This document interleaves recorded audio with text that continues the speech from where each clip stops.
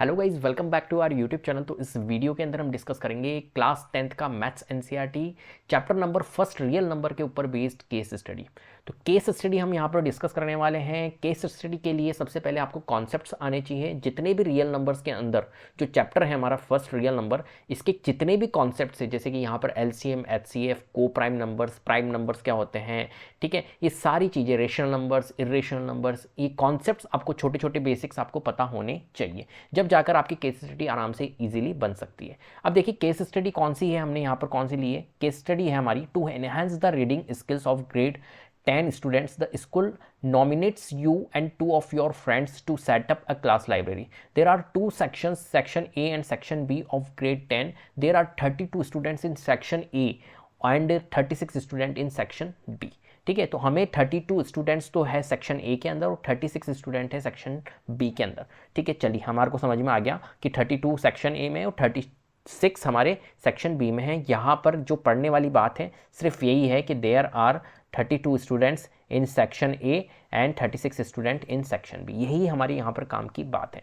चलिए आगे बढ़ते हैं। देखिए यहाँ पर जो क्वेश्चंस आपसे पूछे जा रहे हैं इस केस स्टडी में, वो क्या पूछा जा रहा है, what is the minimum number of books you will acquire for the class library so that they can be distributed equally among students of section A और सेक्शन बी।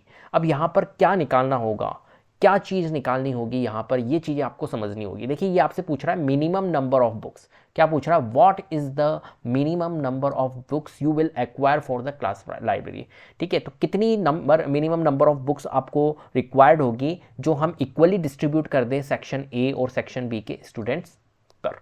ठीक है, तो सेक्शन ए में कितने स्टूडेंट्स हैं, अगर हम देखें तो 32 स्टूडेंट्स थे सेक्शन ए में और सेक्शन बी में हमारे 36 स्टूडेंट थे, ये आपको पता है। ठीक है, अब बेटा आपको क्या करना है, देखो ये आपसे क्या पूछना चाह रहा है, क्या निकलेगा यहाँ पर। अब बच्चे कहेंगे एलसीएम निकलेगा, बट क्वेश्चन को सोचो, क्वेश्चन को समझो कि क्यों निकलेगा एलसीएम। तो मिनिमम नंबर ऑफ बुक्स आपसे पूछा है, तो आपको क्या निकालना है, यहाँ पर एलसीएम निकालना होगा। एलसीएम क्यों निकाल रहे हैं, क्योंकि देखिए कोई नंबर ऑफ बुक्स है, मान के चलिए कितनी नंबर ऑफ बुक्स है, मैंने कहा मान के चलिए कि 64 नंबर ऑफ बुक्स है हमारे पास में। अब 64 नंबर ऑफ बुक्स को हमारे को 32 स्टूडेंट्स में देना है, तो 32 से बिल्कुल डिवाइड जाएगा ये, है ना, तो हर एक के पास में 2 बुक्स आएगी, है ना। अब इस 36 से भी डिवाइड करना है 64 को, तो जब 64 को 36 से डिवाइड करेंगे तो ये जाएगा नहीं। तो हमारे को ऐसी वैल्यू की रिक्वायरमेंट है जो 32 से भी जाए और 36 से भी जाए। क्लियर, ये 64 तो मैंने लेट करके लिया था कि नंबर ऑफ बुक्स जो है वो 64 है, ये मान के चलते हैं। तो 64 डिवाइड बाय जब हमने 32 किया तो इससे तो जा रहा है लेकिन 36 से नहीं जा रहा है। तो हमारे को ऐसी वैल्यू लेनी है, ऐसी वैल्यू लेनी है जो 32 से भी डिवाइड हो, 36 से भी डिवाइड हो। कुल मिलाकर हम क्या कहना चाह रहे हैं, एलसीएम ही तो कहना चाहिए। और ऐसी वैल्यू लेनी है जो 32 और 36 दोनों से डिवाइड हो, साथ में मिनिमम भी हो। यहाँ पर मिनिमम नंबर ऑफ बुक्स चाहिए, तो मिनिमम लीस्ट हो, तो लीस्ट होने के लिए हमें क्या निकालना होगा, यहाँ पर एलसीएम निकालना होगा। तो एलसीएम हमें क्या देता है, ये तो देता है कॉमन मल्टीपल जो 32 और 36 दोनों से डिवाइड होगा, ठीक है, और लीस्ट होगा ऐसा नंबर। तो 32 और 36 का हमें क्या निकालना है, यहाँ पर एलसीएम निकालना है। ठीक है, क्यों निकालते हैं हम एलसीएम, यहाँ पर समझ में आ गई बात। तो एलसीएम हम निकालेंगे, तो 32 और 36 का जब हम एलसीएम निकालेंगे तो कैसे निकालेंगे, आपको पता होगा कि भाई हमने लिखा 32, हमने लिखा यहाँ पर 36 और प्राइम फैक्टर्स कर लेते हैं यहाँ पर। तो देखिए ये किससे जा रहा है, हमारा 2 से जा रहा है, तो 2 से 16 टाइम्स जाएगा और ये कितने टाइम्स जाएगा, 18 टाइम्स। ठीक है, फिर 2 से जा रहा है 8 से जा 9 टाइम्स, फिर 2 से जा रहा है 2 4 जा और 9 तो एज इट इज़ रहेगा।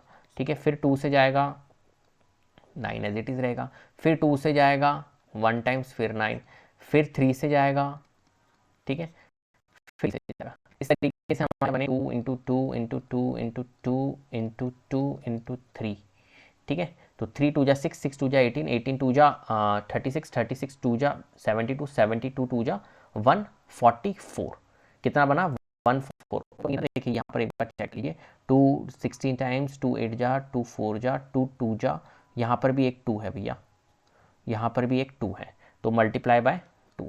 ठीक है, तो इसे जब हमने सॉल्व किया तो 144 इंटू 2 कितना होता है 280, कितने क्या है यहाँ पर 280। तो सी ऑप्शन हमारे यहाँ पर क्या होगा, करेक्ट। नंबर ऑफ बुक्स मतलब लीस्ट नंबर ऑफ बुक्स जो होगा, मिनिमम नंबर ऑफ बुक्स होगा वो 288 होगा। 288 एक ऐसी वैल्यू है जो 32 से भी डिवाइड होती है और 36 से भी हमारी डिवाइड होती है, दोनों नंबर से हमारी ये होती है 288। ठीक है, तो कुल मिलाकर यहाँ पर क्या निकालेंगे, हम एलसीएम निकालेंगे। सेकंड क्वेश्चन है, if the product of 2 positive integers is equal to the product of their HCF and LCM is true, then the HCF 32 36 is. अब देखो यहाँ पर जो ये लैंग्वेज लिखी हुई है इसका कोई मतलब नहीं है, बस आपको तो ये बताना है HCF 32 और 36 ये बताना है आपको, और कुछ भी नहीं निकालना है, ठीक है। तो इसको तो आप इग्नोर करो, फिर भी आपको पता होना चाहिए कि एलसीएम को मल्टीप्लाई करते हैं अगर HCF से तो इक्वल होता है प्रोडक्ट ऑफ टू नंबर्स मतलब A इंटू बी के। ये आपको पता होना चाहिए। क्वेश्चन आपको कह रहा है कि भैया ये चीज़ जो होती है वो ट्रू होती है, बिल्कुल होती है ट्रू, हम भी मानते हैं, लेकिन यहाँ पर इस क्वेश्चन का कोई मतलब नहीं है, बस HCF 32 और 36 निकालना है। तो 32 और 36 का हमें HCF निकालना है। तो HCF क्या होगा? अब देखो इस क्वेश्चन को करने के तरीके बता रहा हूँ क्योंकि हमारे को MCQs दिए हुए हैं यहाँ पर। तो देखो आपको क्या करना है, जब भी MCQs दिए हुए और HCF फाइंड करना हो तो आप क्या करो, यहाँ पर ग्रेटेस्ट नंबर लो। तो ग्रेटेस्ट नंबर 2 4 6 8 में ग्रेटेस्ट कौन है? 8। अब इस 8 को डिवाइड करो इससे, तो 32 जा रहा है क्या 8 से? नहीं जा रहा है, तो ये HCF हो नहीं सकता है। फिर इसके नीचे वाला नंबर लो, मतलब 8 से फिर थोड़ा सा लोवेस्ट लो, तो फिर ग्रेटेस्ट है हमारा, सेकंड ग्रेटेस्ट है हमारा 6। अब 6 को देखो, 6 जा रहा है क्या 32 को? 6 कर रहा है डिवाइड? नहीं कर रहा है।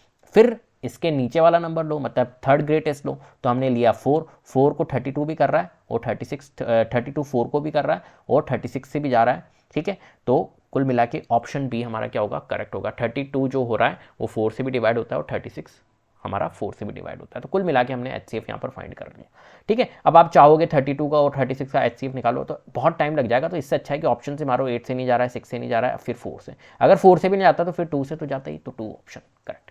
चलो क्वेश्चन नंबर 3, और आपको ट्रेडिशनली भी बताता हूँ कैसे आप HCF फाइंड करोगे, है ना। ये तो ऑप्शन से हमने किया।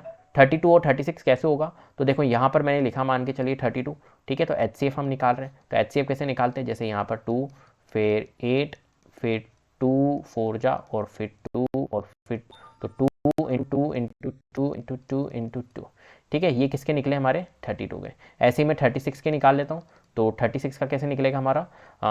यहाँ निकाल देते हैं। 2 18 टाइम्स, 9 टाइम्स, 3 टाइम्स, 3 टाइम्स, तो 2 इंटू 2 इंटू 3 इंटू 3, ठीक है।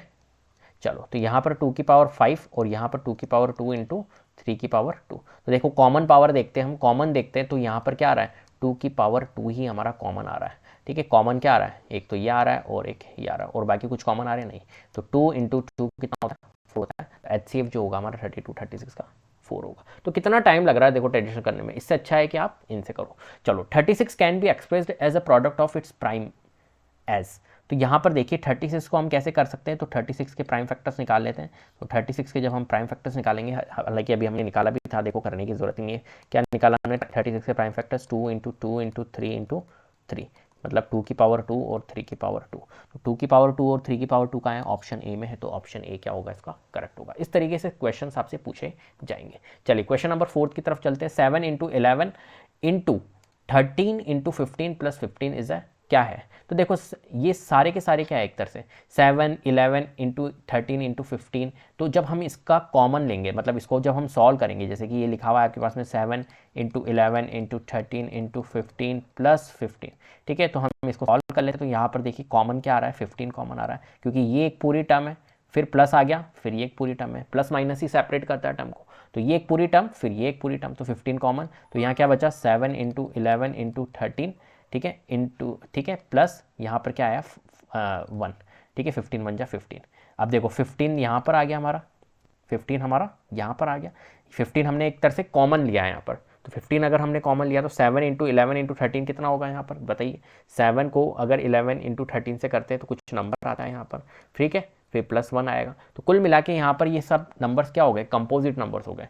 तो ऑप्शन बी क्या होगा हमारा? प्राइम नंबर देगा नहीं, कंपोजिट नंबर यहाँ पर, और फैक्टर्स भी इतने सारे 7 है, 11 है, 13 है, तो ये एक तरह से क्या है? हमारा एक कंपोजिट नंबर है, ठीक है। चलिए क्वेश्चन नंबर 5 की ओर चलते हैं। If P and Q are positive integers such that P is equal to AB square and Q is equal to A square B, where A B are prime numbers, then the LCM क्या? तो LCM क्या होता है? तो LCM के लिए हम देखते हैं लीस्ट कॉमन मल्टीपल। एलसीएम होता है लीस्ट कॉमन मल्टीपल। एलसीएम में हमेशा हम हाईएस्ट पावर देखते हैं, और यहाँ पर कॉमन का कोई गेम नहीं होता है। सबसे पहली बात, हाईएस्ट पावर देखते हैं और कॉमन का कोई गेम नहीं होता है। देखिए P इज इक्वल टू यहाँ पर है AB स्क्वायर और Q is equal to A square B, और P और Q का हमारे को क्या बताना है? एलसीएम बताना है। तो देखो यहाँ पर क्या लेना है हमारे को? एलसीएम पर A है और यहाँ पर A स्क्वायर है, तो A और A स्क्वायर में हाईएस्ट क्या है? A की पावर 2। ऐसे ही B की पावर 2 है और B की पावर 1 है, तो हाईएस्ट क्या है? B की पावर 2।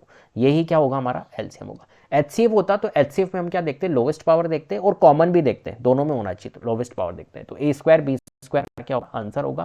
तो पी क्यू का एलसीएम जो होगा a square b square, option b जो होगा वो हमारा क्या होगा, करेक्ट होगा। इस तरीके से आपको इन क्वेश्चंस को सॉल्व करना है, ठीक है। तो बहुत ही इजी केस स्टडी आती है, बस केस स्टडी के लिए आपको थोड़े कॉन्सेप्ट पता होने चाहिए, चैप्टर से रिलेटेड सारे बेसिक्स आपको पता होने चाहिए। अगर बेसिक्स फंडामेंटल आपको पता होंगे तो आप केस स्टडी इजीली कर सकते हो। क्लियर है? तो उम्मीद करता हूँ आपको वीडियो पसंद आई होगी। अगर वीडियो पसंद आई है तो प्लीज़ लाइक कीजिए, शेयर कीजिए, चैनल को सब्सक्राइब कर लीजिएगा, बेल आइकन को जरूर प्रेस कर लीजिएगा, जिससे कि अपकमिंग वीडियोज़ के नोटिफिकेशन आपको टाइम टू टाइम मिलते रहे। Thank you so much.